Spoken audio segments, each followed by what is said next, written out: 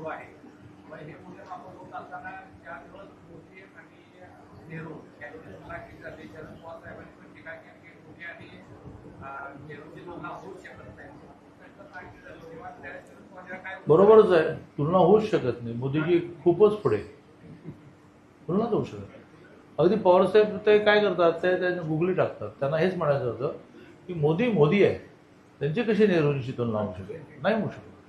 शरद पवार यावेळेला असं पण म्हटलेलं आहे की नेहरूंनी तुरुंगात संघर्ष केलेला आहे, त्यामुळे ते तुलना होऊ शकते.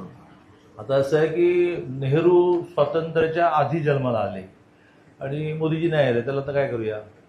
पण मोदीजींनी ह्या देशामध्ये 75 ते 77 तुम्ही सगळेजण जेलमध्ये होते. पत्रकारांना तर आधी जेलमध्ये टाकलं. त्या आणीबाणीच्या विरुद्ध संघर्ष केला.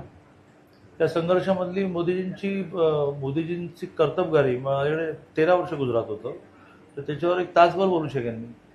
त्यामुळे हाच प्रॉब्लेम झाला आहे आपल्या देशामध्ये की काहीतरी इम्प्रॅक्टिकल गोष्टी मांडायच्या. स्वातंत्र्याच्या आधी देशासाठी मेलं पाहिजे असा नारा दिला, स्वातंत्र्यानंतर देशासाठी जगलं पाहिजे असा नारा आला. देशासाठी चांगलं जगलं पाहिजे. चांगलं जगतायत. भारताची प्रतिभा त्यांनी जगात केवढी मोठी वर नेली. आणि त्यामुळे आत्ता त्यांना म्हणजे असं म्हणूया की स्वातंत्र्यासाठी काही करण्याचं काही विरोधच नाही.